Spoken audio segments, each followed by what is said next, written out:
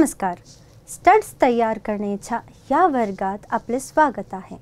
चला वर्ग सुरू करूया. चला आपण या सत्राची उद्दिष्टे पाहू. या सत्राच्या शेवटी तुम्ही खालील बाबी करू शकाल. स्टड्ससाठी बाह्य थ्रेड करण्यासाठी ब्लँक साईजला फाईल करा. स्टड्सच्या दोन्ही टोकांवर कॅम्फर करा. स्टड्समध्ये बाह्य थ्रेड्स करण्यासाठी आवश्यक लांबी चिन्हांकित करा. स्टड्समध्ये डाय आणि डाय स्टॉक वापरून बाह्य थ्रेड करा. स्क्रू पिच गेज वापरून बाह्य थ्रेड तपासा. मेटल फॅब्रिकेशन म्हणजे कटिंग, बेंडिंग आणि असेंब्लिंग प्रक्रियांद्वारे मेटल स्ट्रक्चर्सची निर्मिती करणे होय. ही एक मूल्यवर्धित प्रक्रिया आहे ज्यामध्ये विविध कच्च्या मालापासून मशीन, भाग आणि संरचना तयार करणे समाविष्ट आहे.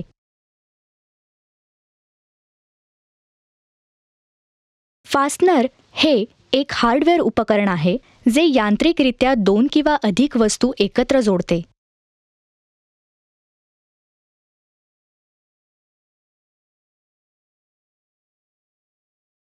सर्वसाधारणपणे फास्टनर्सचा वापर गैरस्थायी जॉईंट्स तयार करण्यासाठी केला जातो, म्हणजेच जोडणाऱ्या घटकांना इजा न करता काढले किंवा जोडले जाऊ शकणारे सांधे.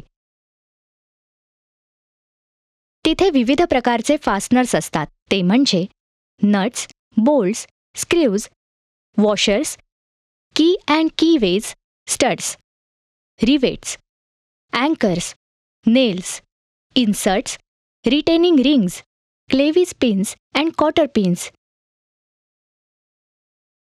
स्टड्स. स्टड हा तुलनेने लांब रॉड असतो ज्याच्या दोन्ही टोकांवर हेडशिवाय थ्रेड्स असतात.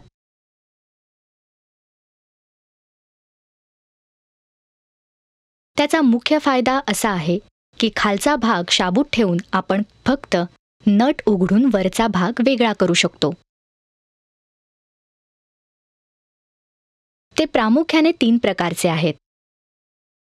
राऊंड स्टडमध्ये मधला भाग देखील गोल असतो.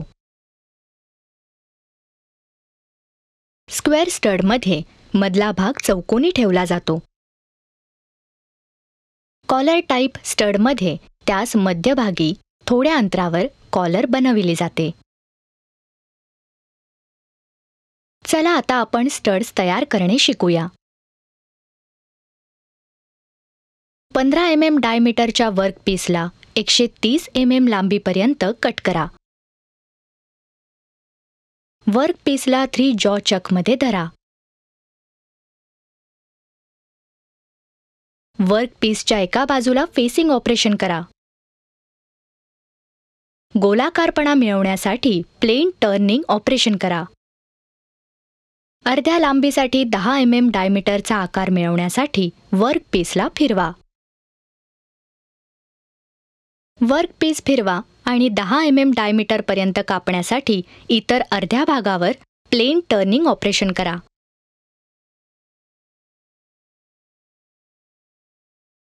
M10 थ्रेडच्या आकारासाठी आणि 1.25 mm पिचसाठी नंतरचा रिक्त आकार 9.875 mm असेल.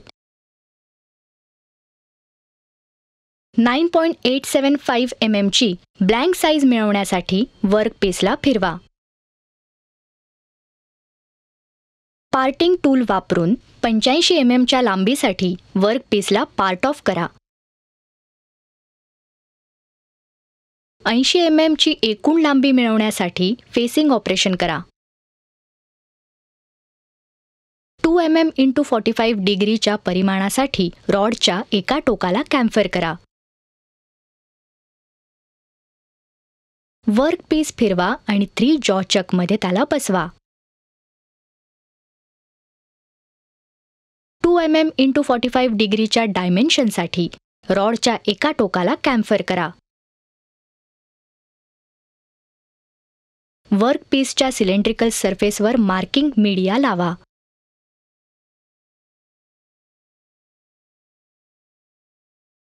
वर्कपीस एका अँगल प्लेटद्वारे सपोर्टेड सरफेस टेबलवर ठेवा. व्हर्नियर हाईट गेज वापरून सिलेंड्रिकल वर्कपीसच्या सरफेसवर 15 mm आणि 55 mm उंचीवर रेषा चिन्हांकित करा.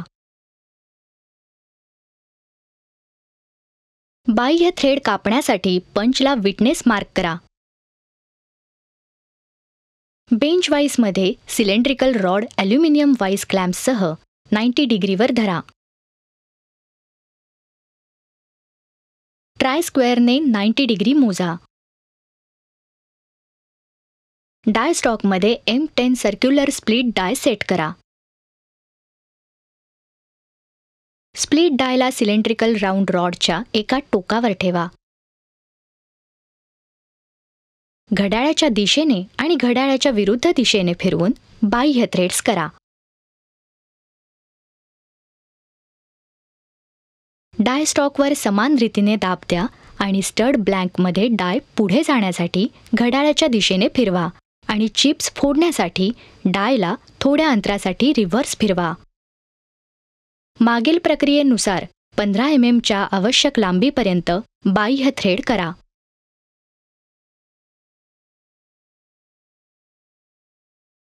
थ्रेडला पेट्रोलने स्वच्छ करा. योग्य स्क्रू पिच गेजसह थ्रेड तपासा. त्याचप्रमाणे रॉडच्या दुसऱ्या टोकाला 25 mm च्या आवश्यक लांबीपर्यंत थ्रेड करण्याची प्रक्रिया पुन्हा करा. योग्य स्क्रू पिच गेजसह थ्रेड तपासा. जर काही बर्स असतील तर त्यांना काढण्यासाठी थ्रेड्स स्वच्छ करा. थोडे तेल लावा आणि मूल्यमापनासाठी जतन करा. चला आपण काय शिकलो त्याची उजळणी करूया. स्टड्ससाठी बाह्य थ्रेड्स करण्यासाठी ब्लँक साईजला फाईल करा. स्टड्सच्या दोन्ही टोकांवर कॅम्फर करा.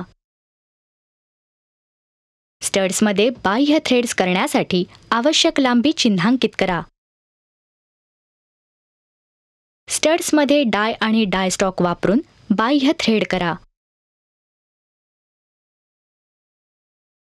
स्क्रू पिच गेज वापरून बाह्य थ्रेड तपासा.